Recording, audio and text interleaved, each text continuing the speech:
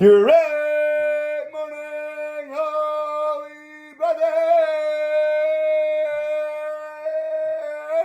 Thank you so much for joining us on our pathway to peace inside the Garden of Peace. If you're following along, we're on the bottom of page 101, and today's lesson is called Deathly Declarations.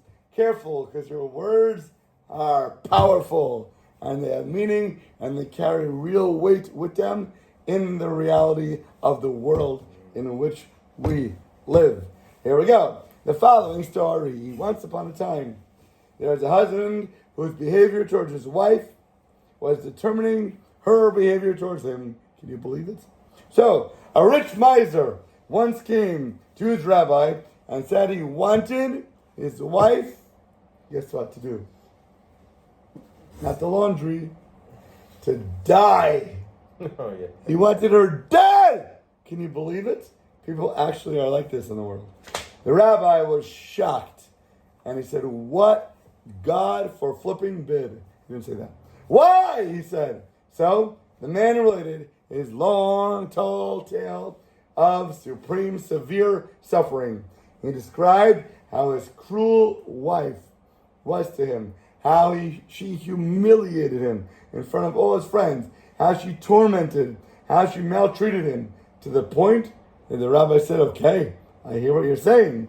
From the picture that this man painted, he really was living in hell. He was living with a monster, not a wonderful, loving, caring wife.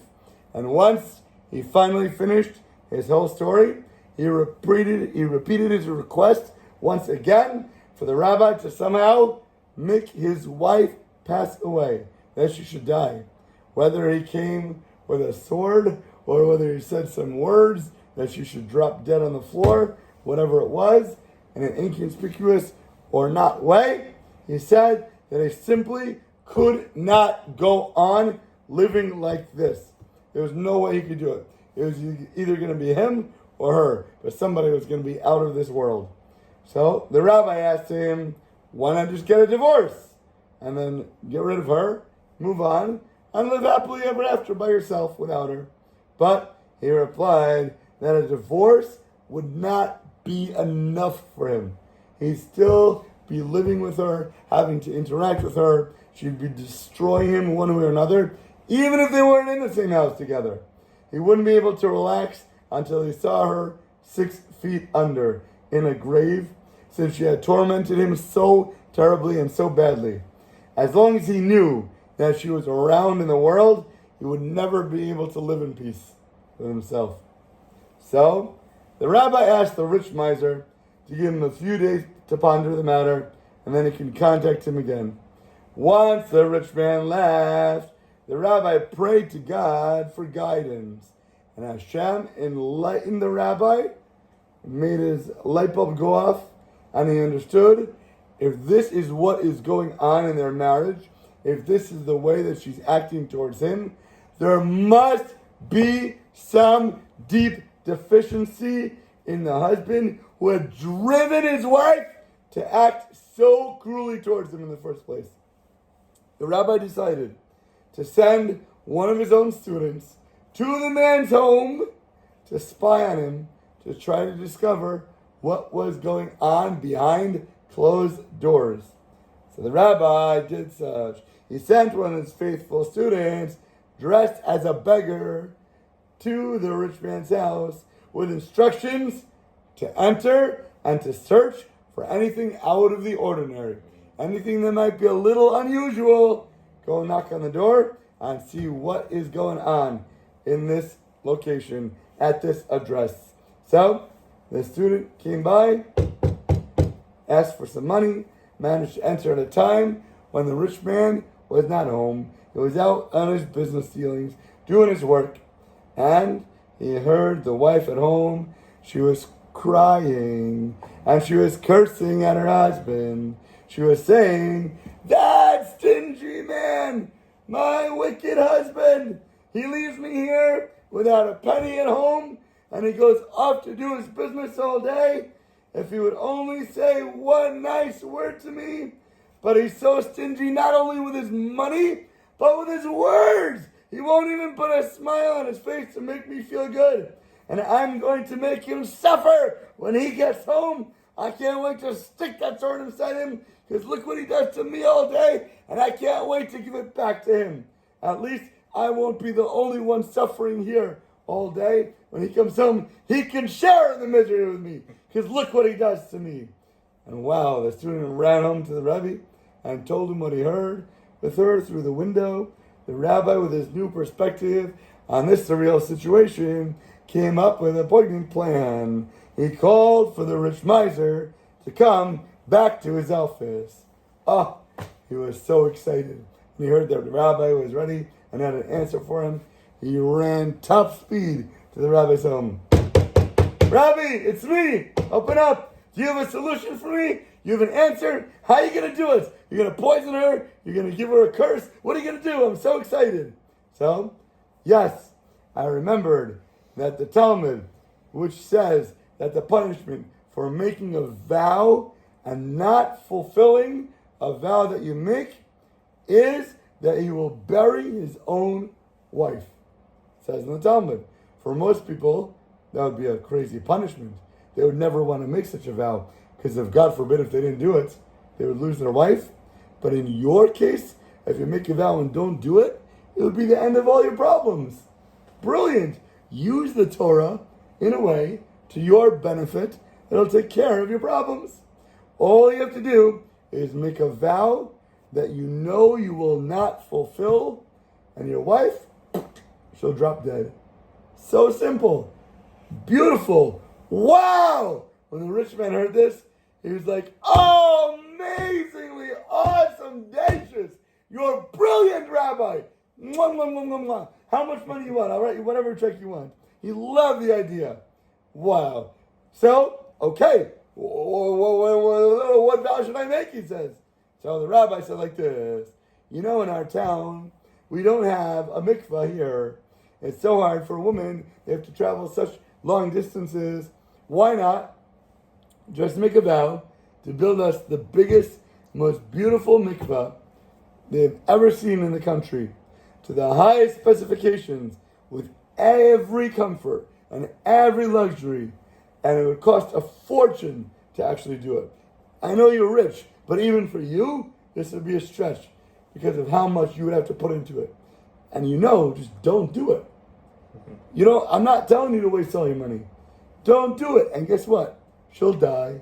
You'll be good. She'll be out of your life. Amazing. Okay. So the guy's like, beautiful. Where do I sign? Let's go ahead. But how long will it take? Maybe God's going to give me like a few years because it's such a big vow. And he'll want me to come up with the money so I can make the mikvah. But I don't have the strength to wait that long, man. I need her like gone. She's got to drop like tomorrow. So what am I going to do? I can't bear this burden, this cruelty any longer. So the rabbi said, don't worry, Tzadikul. Listen, you'll make the vow right here in front of me. We'll bring in 2 other witnesses so that it'll be impossible to annul. It'll be clad in iron, in concrete, written in stone. So that, coupled with the fact that Hashem, God, knows full well that you have no intention of fulfilling it, because you can't trick God. He knows what's going on inside you. And it means you should get the punish almost immediately because of how solidly we're making it with the witnesses in front of Hashem with that kavanah. So, give me a date, Rabbi. Otherwise, I can't take the pressure. Tell me by this certain time, I know that she's going to be dead, so that every day I'll look forward to it and I'll be happy. Because if something's coming, if a big check is coming in the mail, you get excited every single day. Even though you might not have it in your hand yet, you know it's coming. Like, oh man, 5 more days, 4 more days. He's coming back to daven v'sikin with me. I can't wait. Right? Fine. I promise you, if we do it right now, under all these stipulations, she will die within 3 weeks from today. Unbelievable. Big rabbi tells you that with sincerity, and he swears to you, like this guy's got power. You can take it home and cash that check in the bank.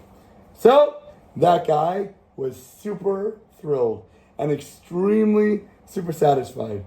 with a joyous heart, with a full intention, he made the biggest vow in front of the rabbi and in front of the other two. I will build the biggest mikvah in the world that nobody has ever seen. Such niceness, such beauty, with gold and silver dripping at every angle.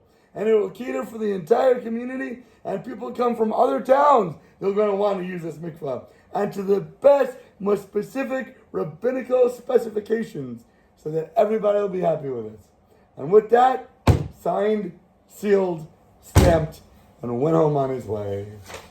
So, wait 1 minute, the rabbi said, as he's about to run out the door. One more thing, please, I'd like you to do. One more thing, Rabbi. Anything. I'll give you my arm. I'll give you my house, whatever you want. If you do this, and it comes to fruition, anything you tell me, consider it done. Okay? Well, since your wife has so little time left, she's got 3 weeks, and it's already started, the clock is ticking, man. So, I would want you to do one thing. Please, put in some effort just to make her last few weeks on this earth, the last few weeks in this world, make it just be pleasant for her. You know she's going. You know she's about to kick the bucket. So why not just let her have a little happiness on her way out? You know, somebody, the doctors say they have like 1 week, 1 month, 1 year left to live. People will go over and above for them just because they know their time is almost done, especially if they care for them. They're going to want to make it as nice as possible. Hospice, you know, they give them whatever they can to make their time the easiest on their way out. Whatever she wants, buy it for her. Whatever she requires from words, just tell her she's the most beautiful woman in the world. You couldn't care less because you know she's gone. She's going to be out of your life. So whatever it is, just get rid of her. Compliment her, praise her, give her whatever she wants. You have nothing to lose, literally. Once she dies, whatever you've given her, guess what? All that money comes right back in your pocket. Whatever jewelry, you can go sell it again. You literally have nothing to lose. It just makes you happy for a few days. As far as compliments, what the heck do you care? Give her compliments. And as soon as she'll be gone, you'll have peace from her. You'll have an amazing life. Nothing to lose. You know what the guy said? No problem. That makes so much sense. I love it. I'm going to get all the money back anyway. Rabbi, I will happily comply with whatever you say. And the very thought that I'll be soon rid of her gives me so much more joy that I'll have no problem in altering my behavior for a few days, for a few weeks, to make her happy. No problem. So, 2 weeks passed by. She had 1 week left to live. And the rich man banging down the rabbi's door. The rabbi thought, oh my gosh, she must be so excited. 1 week left to go. The countdown is on. He's almost there, about to cross that finish line. But as he opened the door, he saw the guy's, rich man's eyes filled with tears running down his cheeks. Rabbi, please, I need you to annul my vow. I need you to take it back. I need you to rip it up, to shred the decree. Rabbi looked at him and said, what are you talking about? What do you mean? We made a vow. We made a vow in such a way with 2 witnesses. They wrote it down that it was impossible to annul. Why the heck do you want to get rid of it? You're about to have your wife die. It's exactly what you wanted. What's wrong with you? That's just it, he said, the rabbi. But I don't. I don't want her to die anymore. Since I made that vow, and I did what you told me to do, you told me to change. You told me to make her happy. You told me to give her what she wants. You told me to compliment her. And I did it, because I knew she'd be gone. But now, since I started doing it, she's not the same wife anymore. She's completely changed. She's a different woman. She's good to me. She loves me. She compliments me. She's like an angel. She hasn't said one bad word to me in 2 weeks. Now, with this type of wife, why would I want to lose her? This is what I dreamed of my whole life. I finally have everything I want, and I'm about to lose it. Well, the rabbi said, you know, you can't annul the vow now. You don't want her to die? There's only one way to keep her alive. What do you got to do? You got to fulfill your vow so that you don't break it. You want her life not to be on the line? Then don't let her die. Just do what you're supposed to, like the Gemara says, and then you won't have any problem. Now, you're really going to have to build this giant, gorgeous, beautiful mikvah, as you promised, with every single trimming and detail. Now, with no other choice, the rich miser stated that very day, he went to the plans, went to the builders, and started this construction of the most gorgeous mikvah. And from the day he started, from that time on, he lived peacefully and lovingly ever after with his beautiful, gorgeous, wonderful wife. And the town had the biggest mikvah and the most gorgeous mikvah that anybody had ever seen in all their days.